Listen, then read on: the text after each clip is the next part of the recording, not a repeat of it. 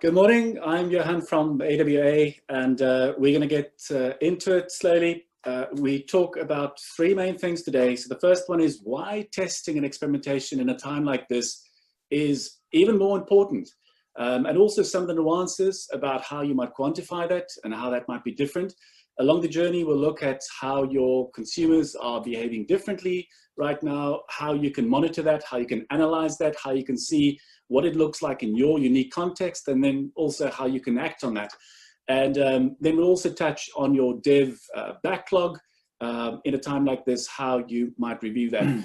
With me, although not really with me, is Matt from We Teach CRO. Matt, the floor's yours. Thank you, Johann. As Johann mentioned, I'm Matt Scasebrook. I'm Director of Optimization at We Teach CRO. And today I want to start with this statement. To keep your business in business, you have to embrace change. It isn't a negotiable element of running a business or an organization, because after all, you wouldn't still use this. If anyone knows, this is the original BBC website circa 1996, I think, and it's a prime example of anything that's left without change is going to decrease in performance. So the question really is how to go about the changes you will have to make in your organization. In short, you've got three choices. Don't make changes, the design and build, deploy and pray, or DAP approach, or keep a control group. And since we've already ruled out that doing nothing isn't an option, you've only got those two choices. In the design and build, deploy and pray approach, you're going to have times where you launch an update, and then you're going to monitor what happens after that point. And if you end up with a graph that looks like this, you're going to assume that you had a positive impact with that change that you made. But if you kept a control group, if you kept some of that change back, it exposed the previous version to some visitors within a control group, you might find that actually that performance is significantly better than in your update. There are some prime examples of big businesses that have not done this and seriously paid the price for it. So some of you may remember 2018, Snapchat launched a redesign of their UI. Their CEO firmly believed it would boost their ad revenue, make ads more relevant to users. What he didn't foresee happening, over 1 million users have formally protested. So they signed a petition to ask the company to roll it back. They lost over $400 million in ad revenue, and their market value was down by about 13 billion. And none of us want to be there. So really what we're trying to establish here is the science of cause and effect. We need to know when we make changes, what are the outcomes of those changes? How do we demonstrably prove that we're having a more positive impact than what we had before? So from this kickoff start, I just want to go over some of the keynotes for it. Firstly, change isn't negotiable. You are going to have to conduct change, and therefore it's about how you conduct that change. With no control group, you can only assume the impact that any of your changes have.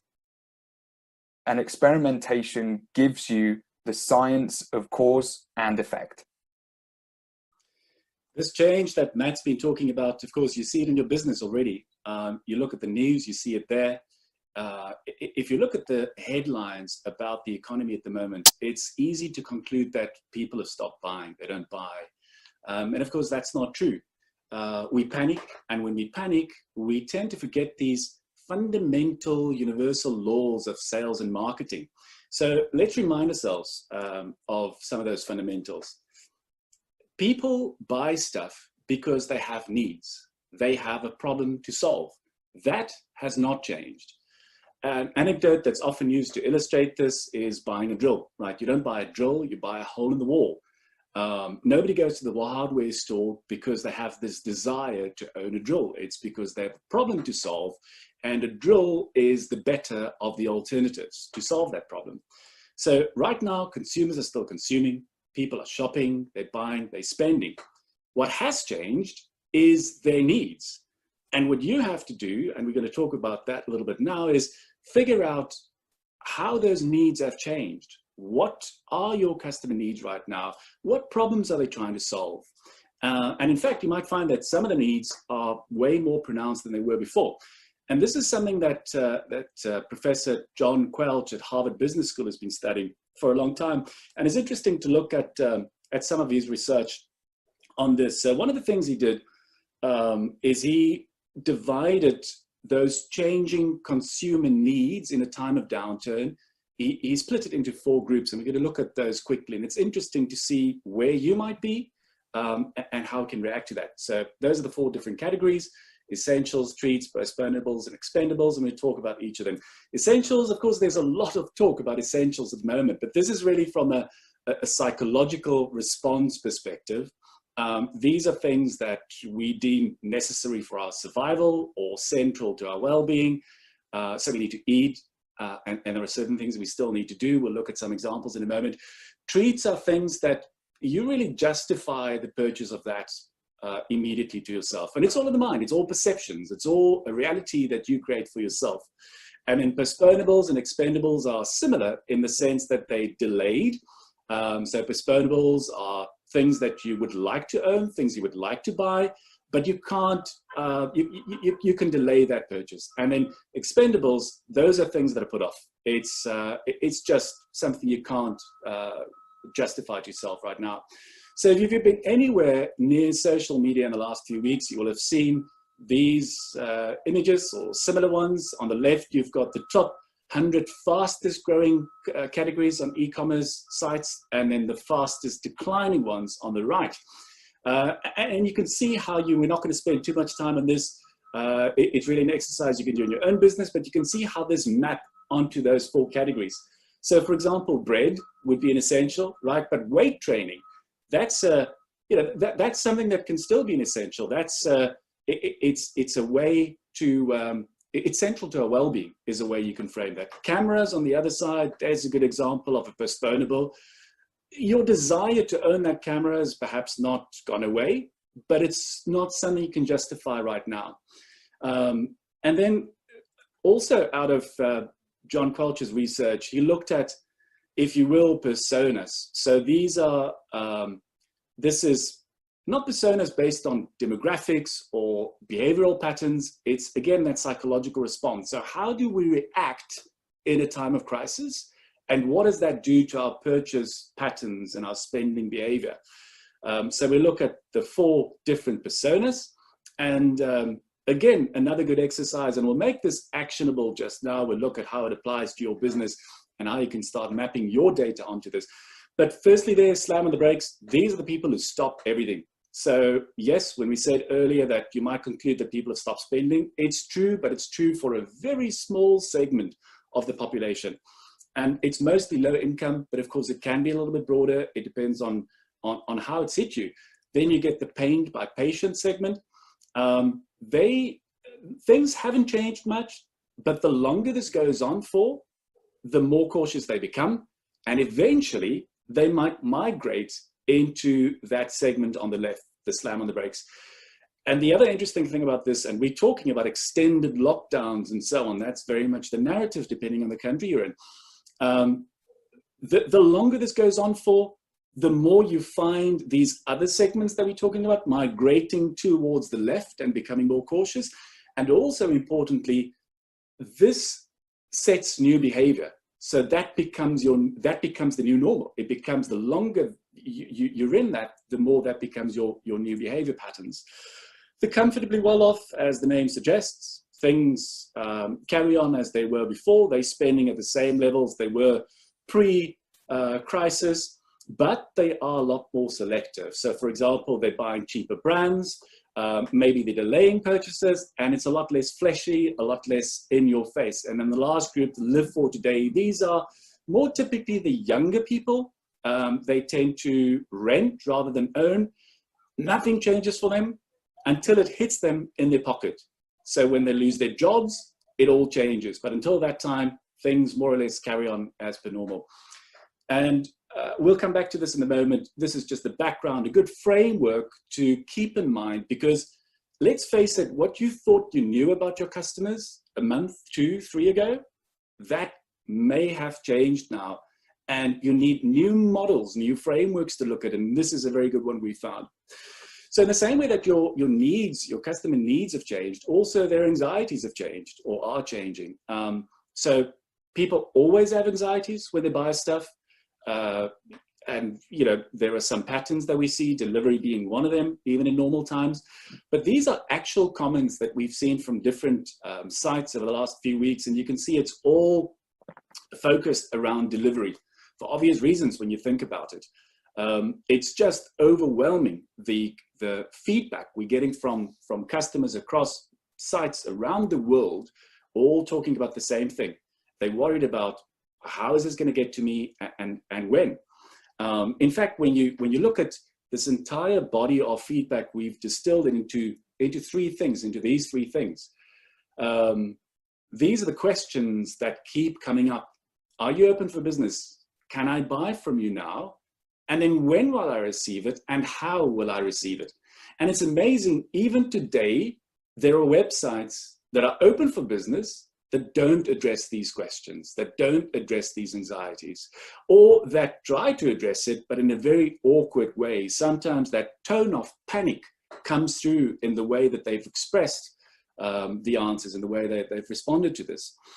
But all of this, you know, it's sort of general, universal truths, as I said.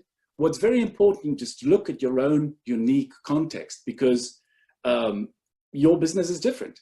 And this, for me, is a very good illustration. So you have two different businesses here, and similar size businesses, both, as you can see, between 20 and 30,000 uniques. And but the graphs look very different. So you've got at the top graph there, you've got demand more or less disappearing in line with you know, with this crisis when it started and lockdown started becoming a thing.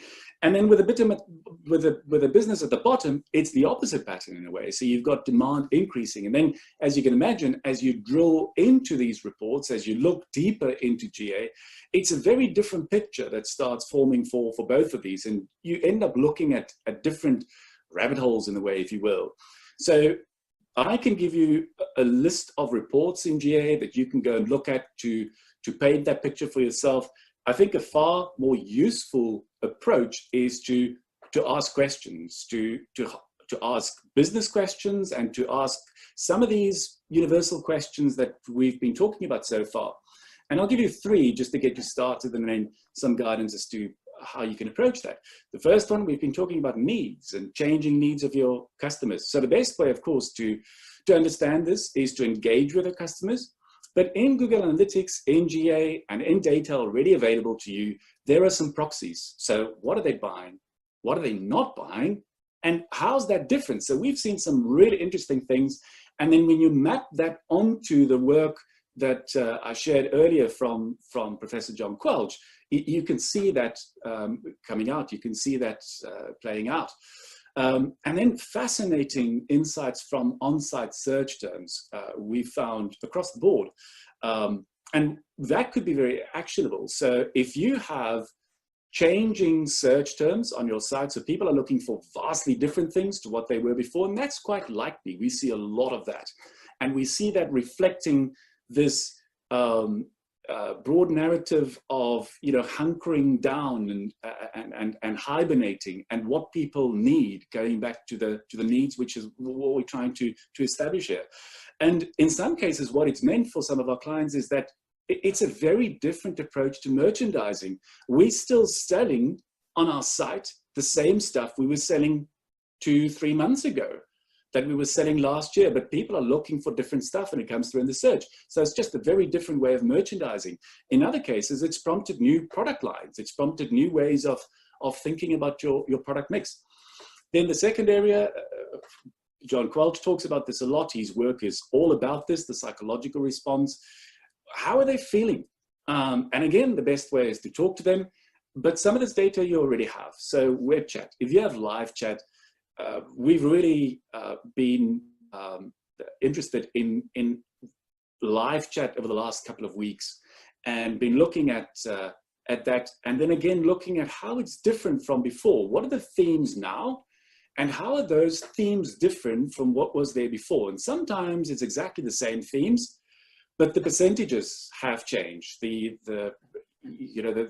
Some of the themes that were inconsequential a few months ago are now sitting at the top. So it's very much worth looking at that. On-site surveys, you should always be running on-site surveys, but especially now. And the key with on-site surveys, these, by the way, are those questions that slide in from the bottom of the screen if you're on desktop, or they appear at the bottom of the screen if you're on mobile.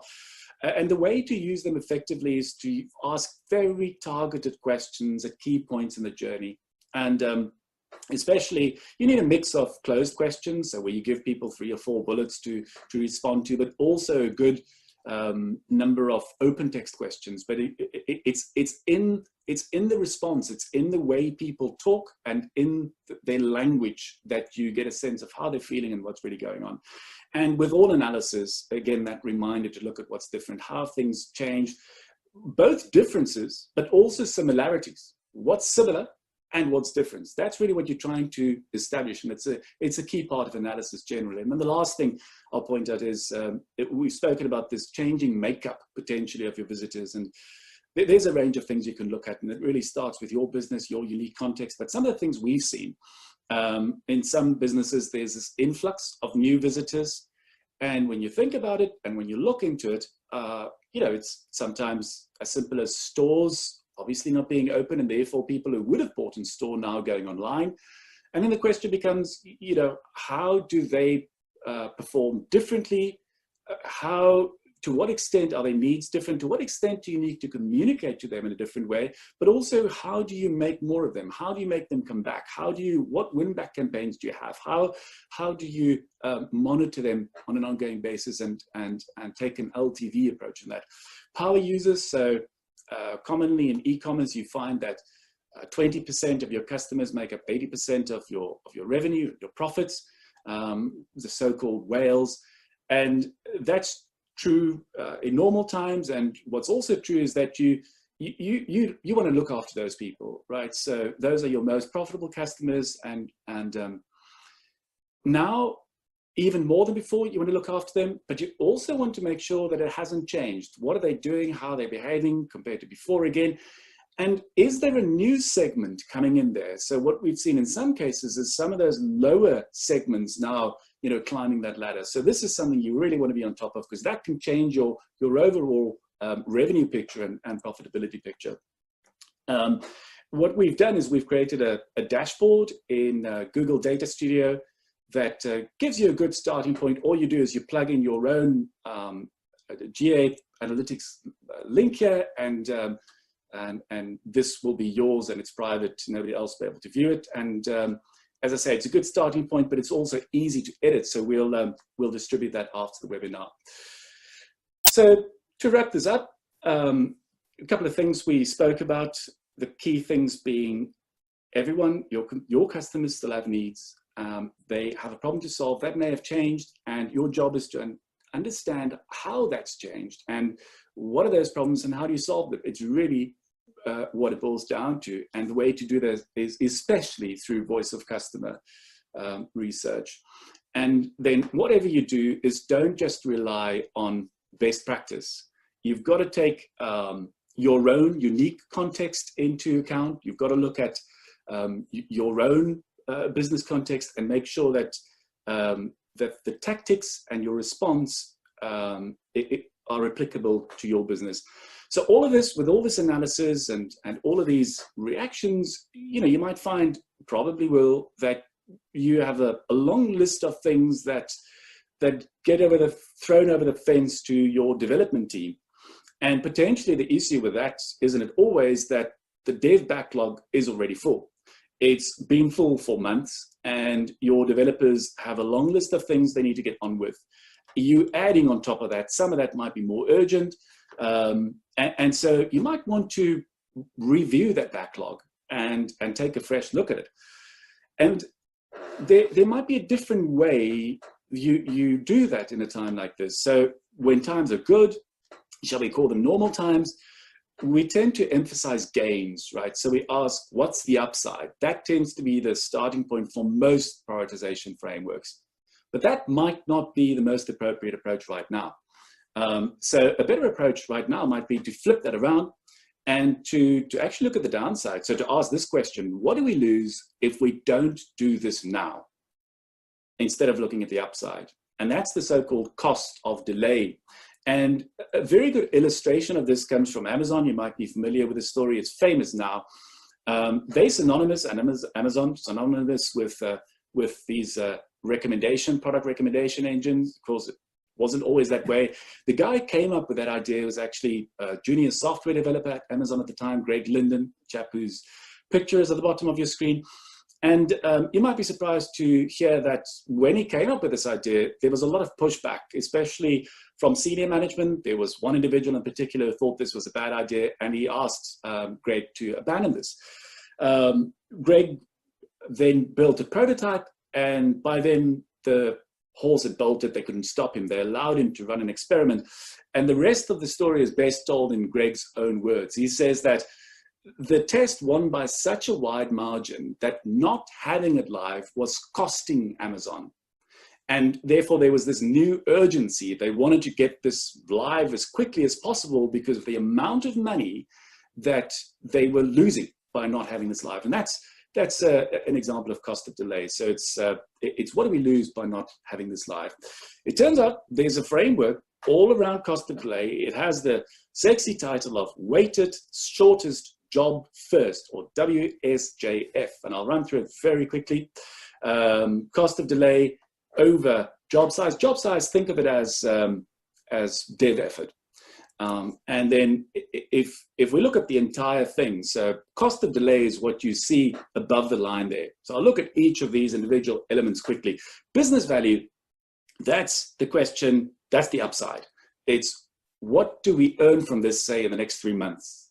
What's the revenue potential? Time criticality is an example of that. Is there a competitive advantage for us in being first to market with this?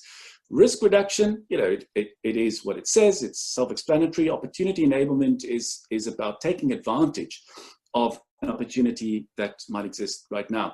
And I'll come back to these in a moment, but just to show you how you would work that up.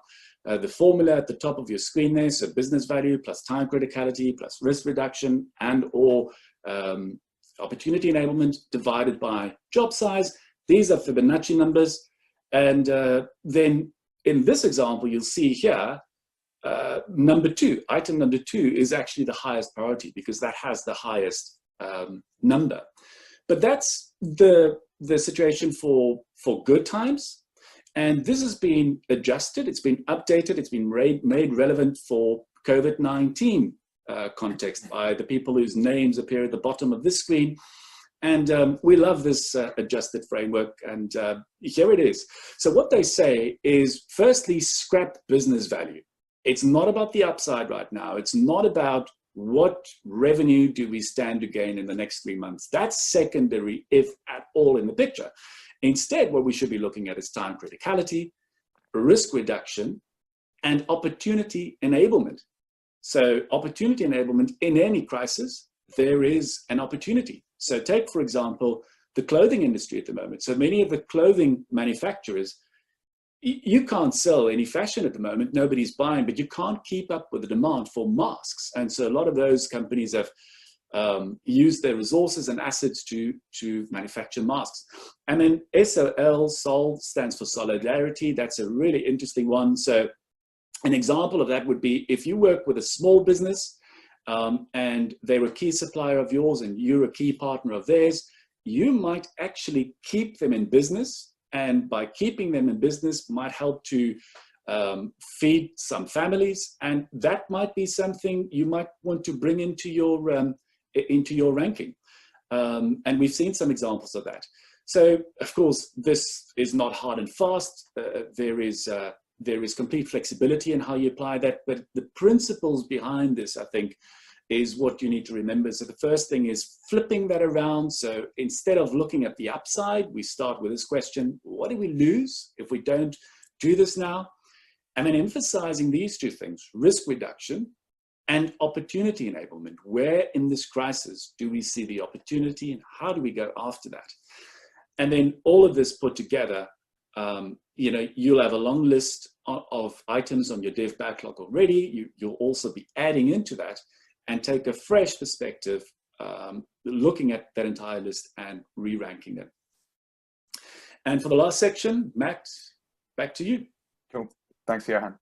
So I just want to pick up on one of the key points that Johann made there, which is, what do we lose? A lot of talk in our industry is around this, and we talk about ROI as revenue gained over cost. So if we put that into an experimentation context, this is generally the sort of model that we have. You have a series of tests, you'll have some that win, some that don't. You'll look at the additional revenue generated from those tests, and then you use that to calculate your ROI. So in this example, you've generated 250 grand over the course of a quarter for a program that cost you 25, and therefore most people agree your ROI on that program is 10 to 1. The problem with that model is that it's significantly undervaluing the principles of experimentation. So what I'd like you to consider is this: ROI should actually be calculated by looking at revenue gained and revenue saved, and then dividing it by the cost. So if we take that same set of test results from our experimentation program, but then we add in what is the revenue we've saved in those tests that were unsuccessful. In the end, if these changes had gone through the design and build, deploy and pray approach, this is the money that they would have cost. They would have cost the business. And that means that it enables us to generate a far more accurate measure of value, which we term as test utility. So what did we, in the tests where we were successful, what did we gain? And in the ones where we were not, what have we avoided losing? Because without your experimentation program, you would not have been able to avoid that loss. So if you use this example, you're then looking at a test utility total of 500,000, which means at the same cost, your ROI is twice as large.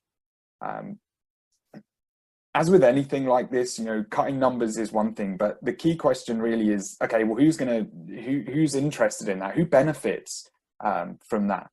And we often look at splitting these down into 3 types. You've got your marketing people, your product people, your money people. So for your marketing and product people, you've just increased the value of their work. One, that's good for morale, something we all need right now. And it also means that they have a greater confidence of future investment in their areas. For the money people, you've shown them that they're getting a lot more benefit, a lot more ROI out of this than they initially thought. Going back to the marketers and the product people, you've demonstrated very, very clearly to them that failure is okay. Failure is more than okay. It actually has a value, and it shows that your organization trusts them to try new things. As we talked about earlier, change isn't negotiable. They're always going to have to try new things. And if failure is acceptable, if failure is seen as much of a positive as it can be a negative, they're gonna come up with better things. And for those money people, again, they've now got a much fuller picture. For any budget sessions that they have, they now know that there is more value to be made here, more value to be realized here than they initially thought. And for every single one of those people, whatever area that you work in, as soon as you start to accept that revenue saved is as valuable as revenue gained, you're tearing down barriers to innovation. That is likely to result in braver tests, bigger wins, and all of that comes into better growth for the business as a whole. So if there's only three things that you take out of that model, it is investment in experimentation is as much about saving money as it is making it. It is as much about the risk reduction that Johann mentioned earlier, as it is about trying to find extra. And particularly in these times, that is an incredibly important concept to take away. Failing to account for that money saved is undervaluing your experimentation program. None of us are successful in every single test that we run. We never will be. And in fact, you're often wrong more times than you're right. And therefore, understanding that comes with a value is massively important. And from your marketing teams to your product teams and to up to the CFO, everyone has a stake in this program.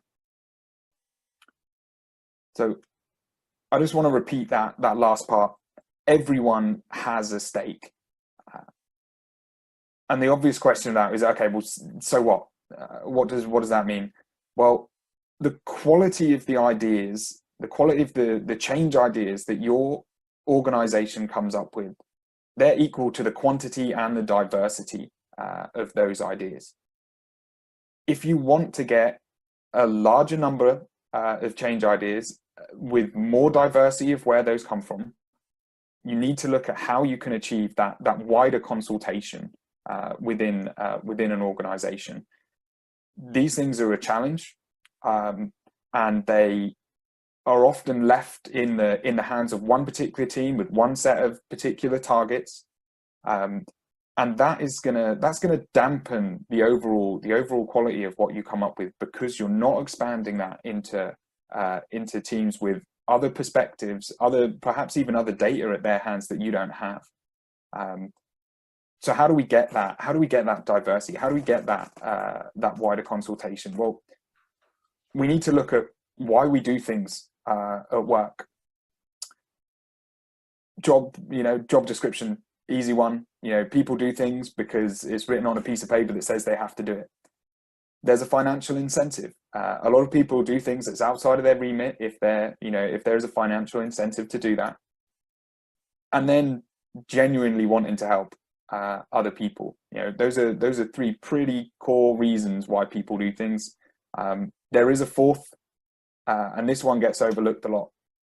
Fun. People do things if they want to, if they feel like it's an enjoyable thing to do. And they produce their best work when they are involved in something out of their own choice. So if we can make things fun, the wider organization will involve themselves out of choice. That means that there will be a higher average quality of ideas and change ideas that come up within the business. And we know that is going to help the overall value of the program. So how do we engage people? Well, the first set of ideas that for engagement, these are things that are often the start point, because they are after the fact ideas. So you've got a series of tests that you're going to run, and you're then asking the wider organization, pick a winner. It takes low effort, it's low cost. You just want them to say, right, I think this one will win, I think that one will win. If you want to add a little bit more cost to it, you can add a prize in, split between all of the people that got that right. I've also seen big organizations do this. They will get a partner to print out wall size versions of the experiments that they're running. They stick them on a wall, magnet board underneath, and just get people to, you know, as they're walking past, just stick a magnet against the one that they think is going to win. We've also seen external speakers brought in, and even company-wide, you know, consider a company-wide incentive. If someone can accurately predict the outcome of 10 tests in a row, you know, there is a bonus in it for that person. As I mentioned, all of these ideas in grey, they're after the fact stuff. They are people who have seen that these tests are the ones we're going to run, and therefore, you know, what do you think about those? That's where we start. That's where people who aren't directly involved in the program see that this sort of work is going on. The next stage is to take them onto these blue ideas, you know, upping the consultation, so that wider organization is being consulted about what tests are going to run, not just looking at the ones that have already been agreed. So suggest a test inbox, you know, is low cost, does take a bit of effort to go through, for someone to go through all of those ideas. Test selection. So you set out a range of tests that, you know, perhaps have come through that inbox, and then you take a wider view. You know, which areas of the business want to run each of these tests, and why do they want to run those? Buyer test prioritizations. This was one that Johann shared with me in the build up to this session. So effectively, every test that's on your backlog, it's given a value. Those that are seen to be or likely to be more impactful, they're given a higher value. And then each person in the room is given a certain amount of, you know, monopoly money. Those big ideas, those are ones that no single individual can buy on their own. And so what you'll find is that you'll get people in that room who will group together, who will group their monopoly money together and say, you know what, I'll work with you, and we'll take that one. It stops the hippo approach. You know, the highest paid person in the room no longer has the clout to be able to buy each of these ideas on their own. And so it kind of helps people with, one, collaboration, two, seeing where specific tests have value across multiple parts of that organization, and it helps to take that hippo approach out. And then the last one, probably the biggest effort and the highest cost, but taking one person from each important department, for each department that has a stake in the performance of your website, taking them off site somewhere, getting them out of the environment. I know that's difficult right now, but the important piece is having one person from each of those areas, you know, from each of those different places. If all of your planning sessions involve, you know, members of the same digital or e-commerce team, the diversity of those ideas isn't going to be there. You know, that department probably has the same targets. You know, those individuals are going to have the same targets. They may have no interest in reducing the cost of servicing calls into the business, because it's not part of their objectives. But if you bring someone in from the contact centers, they're going to start looking at those things, because those are their targets. And suddenly the ideas that you're getting are they're a much broader reflection of the overall business goals, rather than just those who are, you know, specifically looking at the digital side of things. So from this section, the quality of the ideas that your business has, they will be a sum of the quantity and the diversity of those ideas. To get that diversity, you need to make it fun in some way. You need something where people look at it and go, I want to be involved in that, because that fun piece, those teams will start involving themselves out of choice. They will put themselves in a position where they can feed in, and as soon as they start seeing those ideas actually making it into, into a live environment in front of live customers, that only increases the amount that they want to be involved.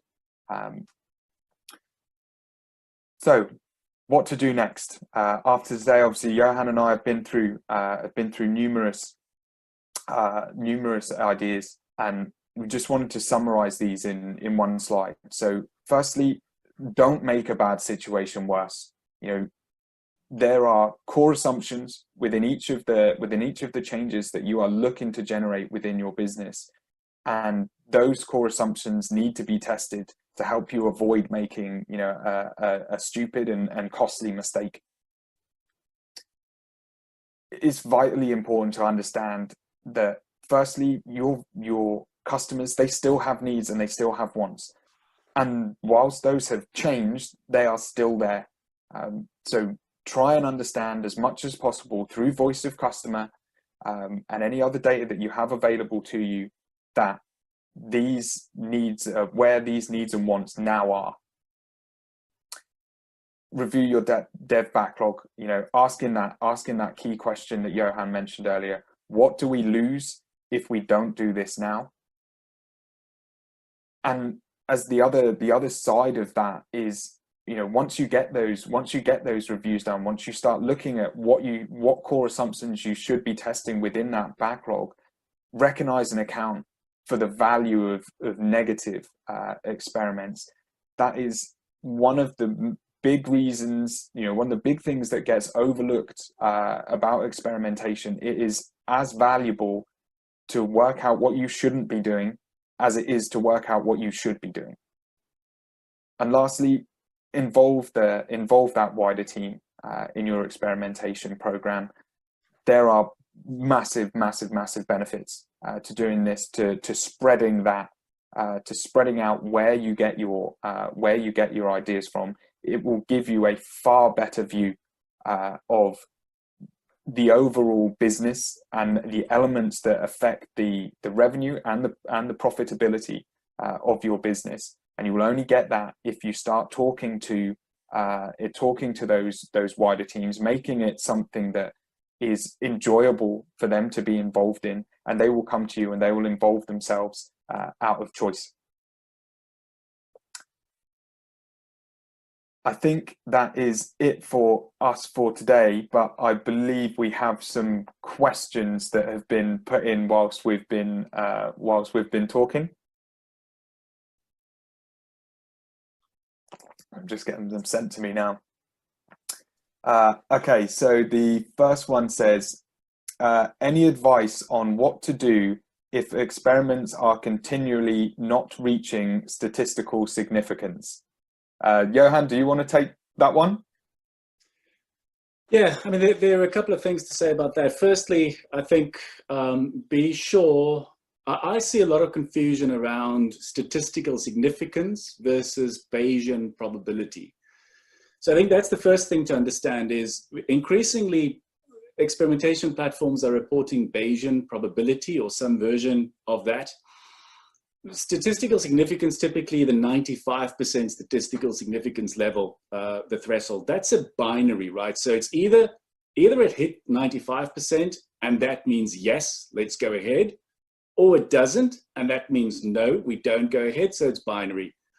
But in Bayesian probability terms, it's not a binary, it's not a yes or no question, it is a risk mitigation question. So 80% probability of £100,000 upside in the next month, is that of interest to you? Well, I suppose it depends what the development cost is going to be.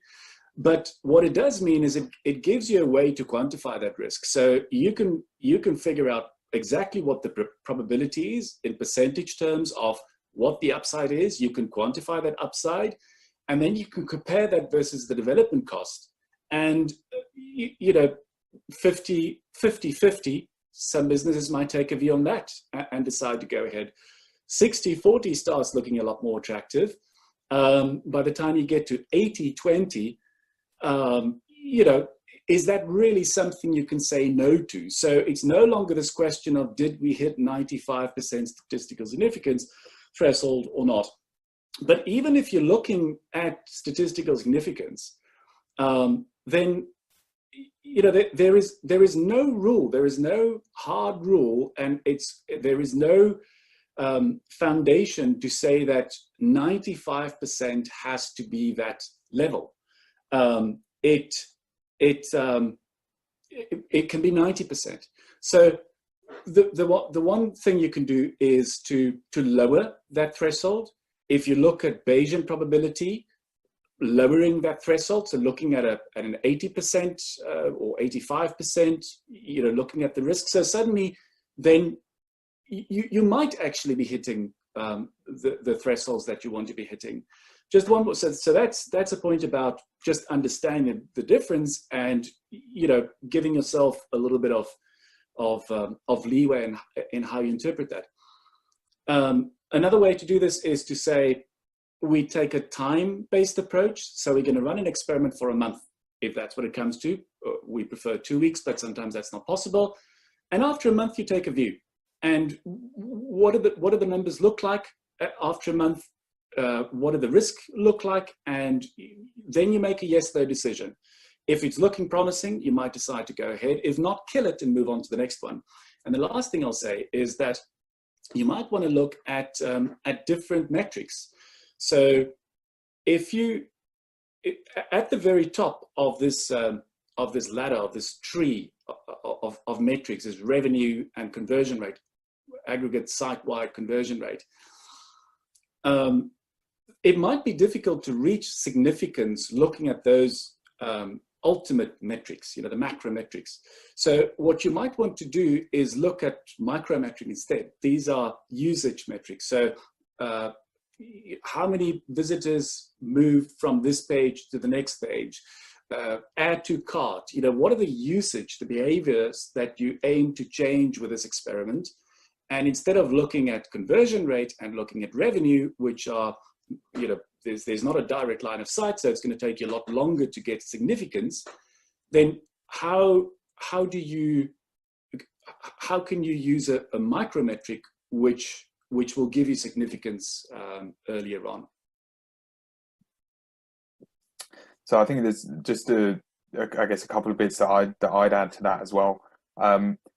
If you're looking to make a change that has a big impact, and therefore one where it is easier to reach a certain level of statistical certainty, you're going to need to make a big change to get a big impact. If your experiments are continually not reaching statistical significance, or they're just looking marginal, I guess, in terms of changes, it might be worth considering the extent of changes that you are making.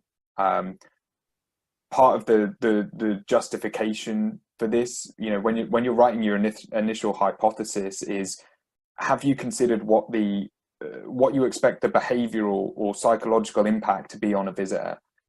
If you cannot work out what that is, the chances of you having a major impact on them is probably pretty low.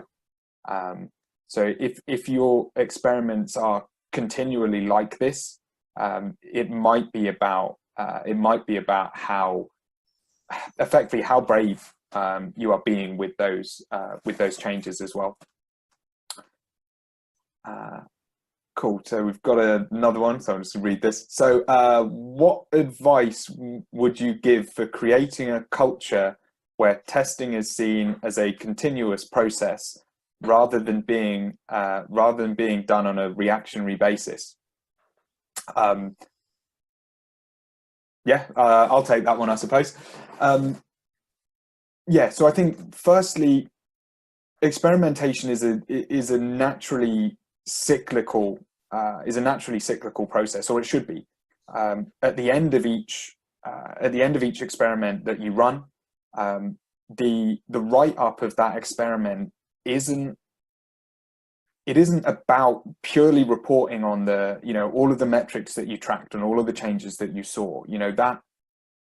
That's useful and it's expected, but really, as someone who's personally invested in that experimentation program, What really matters is, what do you do next? You know, what did you learn and what do you do with that information? We often talk about the data insight recommendation flow. You know, data that you gather isn't really all that useful to you if you cannot generate an insight from those numbers. And that insight, again, how useful is it if you can't then come up with, you know, a recommendation on what's done next? You know, data for data's sake is, you know, isn't valuable. So at the end of each experiment that you run, try to come up with three recommendations for follow-up tests that are based on data that you captured, insight that you generated, and therefore what should be done next. That helps not only to ensure that your backlog is always greater than the number of tests that you can actually run, you know, so you're never running out of ideas. And if you can do that in a timely fashion at the end, you know, at the end of your experiments, you know, at least within 2 weeks, ideally within one, you're going to keep people interested and excited about what's next. Because for all of the value in the world that experimentation creates and what it saves, you know, as we've been through today, getting that culture that comes from people actually being interested, you know, and excited. If they're money people, they might just be excited about the money that can be made, you know, but they might also get excited about, you know, the big what if question. You know, if we did do this and we do pull it off, you know, that could be worth a lot to us. So I think set out what your process is going to look like, and it should be cyclical. You know, you're going to have plan the test, build the test, run the test, analyze the test. That's got to link straight back round into the planning side again.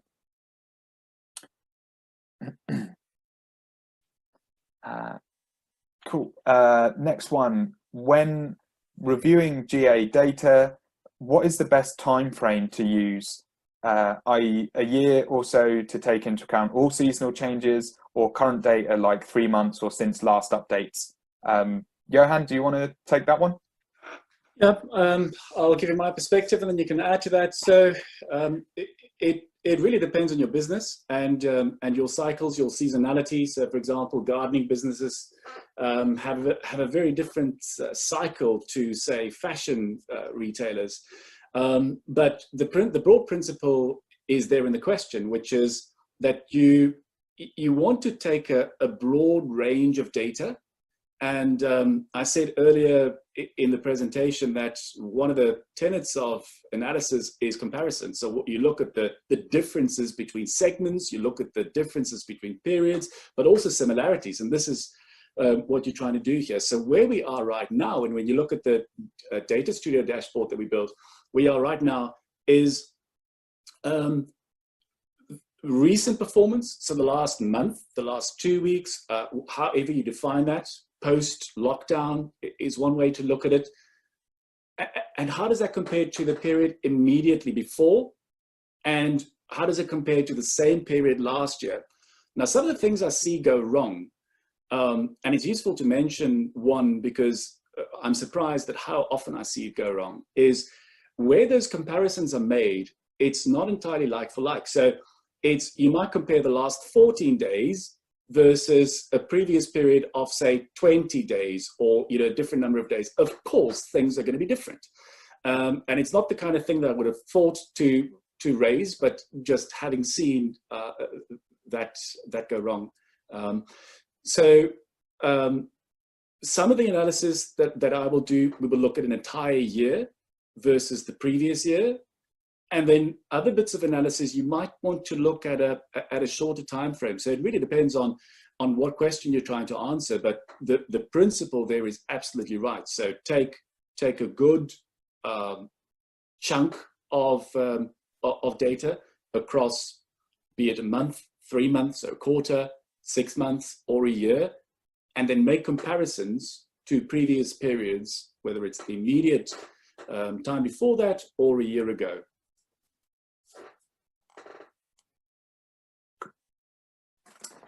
Yeah, I think it's one of those questions where, to some extent, the answer is it depends, isn't it? Which I know is a terrible answer to it's a terrible answer to any question. I guess to make some sweeping judgments on how we would look at this. If we were picking up a new site for the first time, you wouldn't do anything shorter than at least the last quarter. There are way too many changes that are going to happen, on a weekly and monthly basis to not look at least that range. And I think the point you've made around, since last updates, yes, if there have been major changes to that site, make sure that those are noted in GA so you know that when those happened. But yeah, as Johann says, it is all about comparison, and making sure that you're comparing like for like. In an environment where you feel, if somebody asks you, okay, well, why are you comparing those two periods? You could actually sit down and explain in detail, well, I'm comparing them this way because, if you didn't feel that you could do that, the ranges that you're using probably aren't going to help you all that much.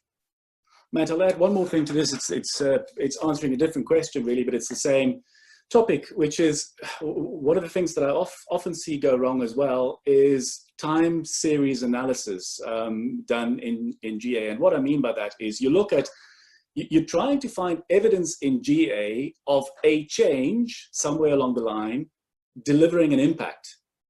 And so what you do is you might look at the aggregate conversion rate over a period of time, say a year, and then you're trying to find a point in that curve where it ticked up because you made a change, and it isn't there. And this is something that GA is not built for that. And that's exactly why you do A/B testing, because there's so much dirty water, there's so many hidden variables, so many things that can influence performance, that with A/B testing, what you're doing is you're isolating the change, and that's the only thing that is different. And therefore the difference in the test performance, it's cause and effect, as Matt said earlier on. It has to be just that one thing that caused the difference. If you do want to do this, if you didn't run a test and you are interested to see how a change or an event, a big event like this that we're in now, how that made an impact or how that impacted performance on your site, then you could look at a tool developed by data scientists at Google. It's called GA Effect. And much like Data Studio we spoke about earlier, you associate your GA account with GA Effect, and that gives you a view of whether that change or whether that event really had an impact. And what we're talking about here is a statistically significant impact. And so that's something to really be careful of with GA data when you're making comparisons. Is there really a difference, or is it down to random chance? Cool. Thanks, Johann. I think we're just about out of time now, so it's probably about time for us to head off and let everyone else continue with their days. So thank you everyone for joining us this morning. As Johann mentioned earlier, the links to the Google Data Studio dashboard will be sent out later today, I believe. Yep, we'll go out later today. Thanks, awesome. Everyone. Cool. Thanks, guys.